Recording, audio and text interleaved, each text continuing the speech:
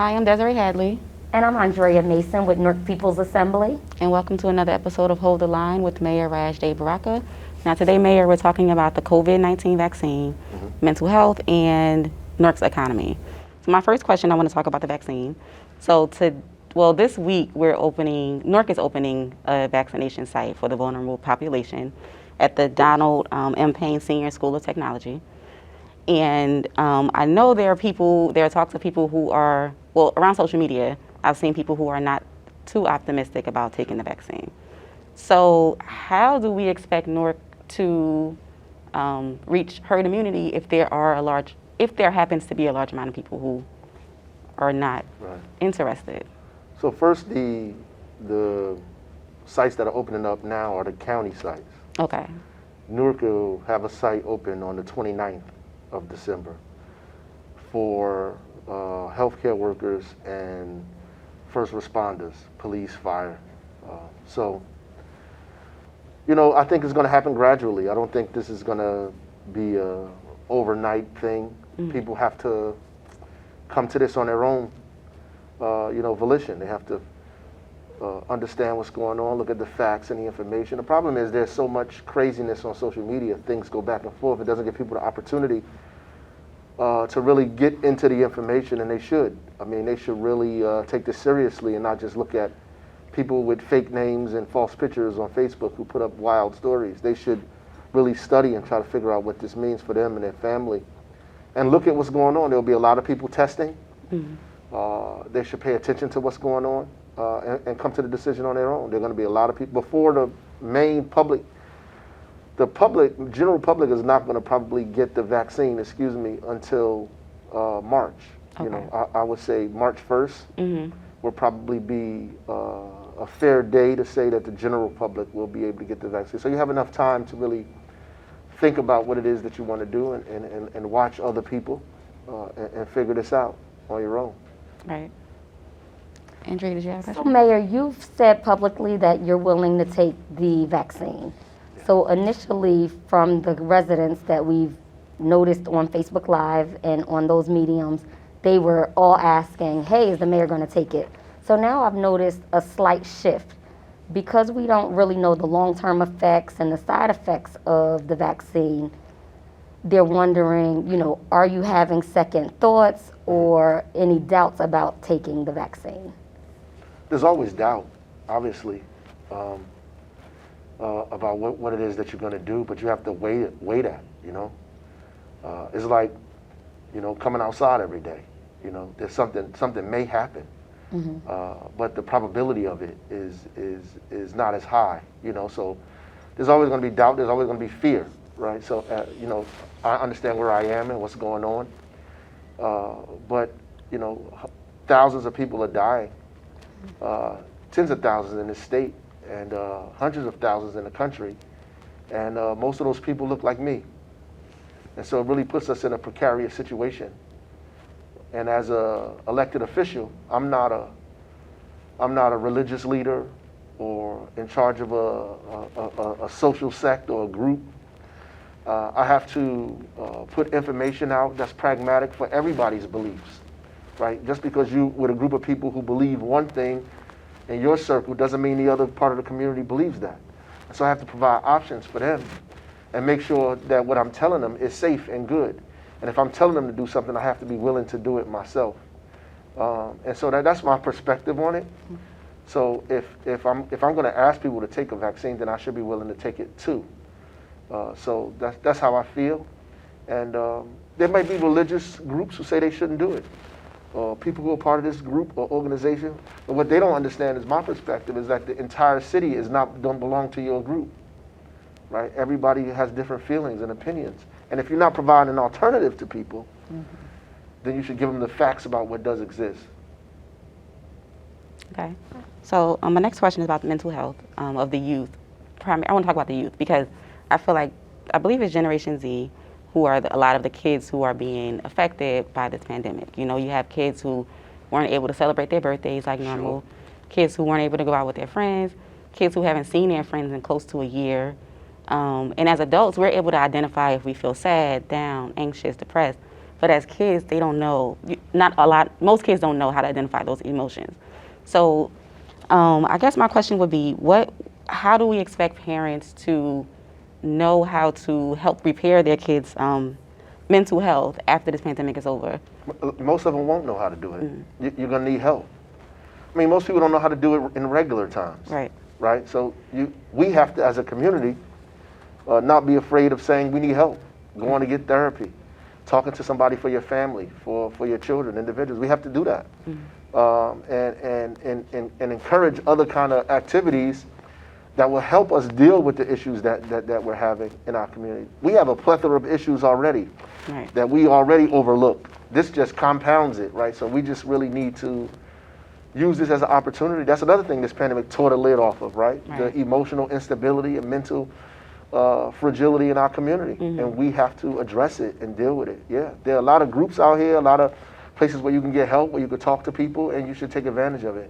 Well, do you expect the city to help encourage those things once the pandemic is over and kids are able to go back to in-school learning? Are we expecting? We're actually doing it now. So even on Facebook, I give the phone numbers and other places that people could call and get in touch with. Right. And when I was on the forum with the young people, I told the teachers that they had to take that into consideration. And sometimes they need to pause for a moment or deal with the emotional and the affective side of learning in this period of time, that you have to spend a little bit more time and attention on that. And I'm sure the superintendent can see that. And as we come out of this, we're going to have to gradually get people back into the full. We can't just jump back in like that. Right. So Mayor, in the past couple months, I've been speaking to a lot more employees than usual, which I can appreciate, just being in the position of Newark People's Assembly. And I'm realizing that the pandemic, us working from home for so many months, allowed us to really reflect spiritually, physically, mentally, what have you. And I'm beginning to really get a lot of comments of employees saying they feel unfulfilled or not challenged. And it's sort of wearing on them. Sure. So wearing on them as far as employee morale and mentally, quite 100%, frankly. 100%. So how can we begin to either shift that, or do you have any plans for changing the view of our employees? No, that's a good point. And talking to some of the directors about making sure that people actually had assignments and that they felt engaged. Because when you hear you're engaged, the social part of it is gone. And we're social creatures. So that has a deep impact on your mental stability. That's why when some people retire, they go right into, the end of it all. And so, we have to keep that, and we have to give people assignments and get them engaged. Or else they just feel like they're home resting on vacation too long, and they're getting sick of the house, sick of everything. They want to come out, they want to do stuff. I get it 100%, and we are, as a city, are going to have to address that. Even with the question Desiree asked about, just the mental health, we're going to have to do something in the city for our employees around our mental stability too, and then talk to these directors about how to get people engaged from home better. But we're not used to this, man. Nobody's used to this. Nobody thought this was ever going to happen or going to. It's something you read about in the book. And it just jumped on us, and nobody was prepared for this at all, right? It happened to us. And because we don't have a playbook and there's no direction from the federal government, everybody's playing it by ear. And just to add to that, also while in the office, they're beginning to feel not challenged and unfulfilled. Sure. Yeah. I would imagine so. I mean, even the directors, all of the stuff, some of them are working from home. They're going back and forth. So their ability to and I always get on them about inspecting what you expect. So part of that is not even there, because you can't inspect a lot of the things that's going on because you're trying to stay away from people. And it's making it difficult, and we have to be creative about how we figure out what's going on, even in the office. Thank you. And so there's been, a number of resources and grants that have been given to small businesses who are eligible during this pandemic. But there are still some businesses who may have fell through the cracks, who had to close, who cannot operate any longer. And, there's a number of them around the country, not just in Newark. So how would you expect Newark's economy to bounce back after such a, tumultuous financial time? We have to infuse money into it, resources into it immediately. We have to put money into families' hands so they can spend. That's important. We have to put money into small businesses so they can sustain themselves. We've been trying to do that locally and nationally. I think they're understanding that. Mm-hmm. Despite for years this whole trickle-down economy thing, they realize it does not work. That's why they're giving money to workers, not simply for to sustain them, but they do understand that when people have money, that they spend it in the economy. They pay their rent, they go to the store, they buy groceries, they buy clothes. That generates the economy, that gets it going. Right. And this is the same thing, so we have to advocate for that on a federal level, but here locally, we have to do similar kind of things that in terms of what we're doing, providing cash and money to people to be able to put back into the economy, but also provide opportunities for small businesses to grow, to expand. That's why I think even the FAM Fund is going to be incredibly important for us, giving money to local black and brown businesses. And we're doing it not just in Newark, but in different cities across the state now. So that helps generate the economy. The money that the state is going to put into Penn Station will put an infusion into the economy immediately. All of these projects that are still happening, that is money into our economy. And we have to continue to invest in people, not just buildings. Mm-hmm. So Mayor, I've heard a little bit about guaranteed income. Yeah. Does that have anything to do with infusing the economy as it is now during the pandemic, or is that something for years to come? No, we're gonna start that next year. So 2021, we already raising the dollars for it. We already have the construct in place, the infrastructure. So that'll be something that's going to happen fairly soon. So, just prayerfully, we're able to raise enough money very quickly, and then we'll be able to start with everybody. And just in a quick 30 seconds for those that don't know what guaranteed income is, can you just explain it? Well, yeah, and there are cities all over this country that have come together to advocate for a guaranteed income. It's like the stimulus check, but forever, right? So, and we believe, like what Martin Luther King said, what other folks talked about, that everybody needs a guaranteed income, to help them sustain themselves. And it's not to replace your job. It's not to make you rich. It's for difficult periods and crisis. Study says that if most families have a $500 a month problem, that they will be in trouble.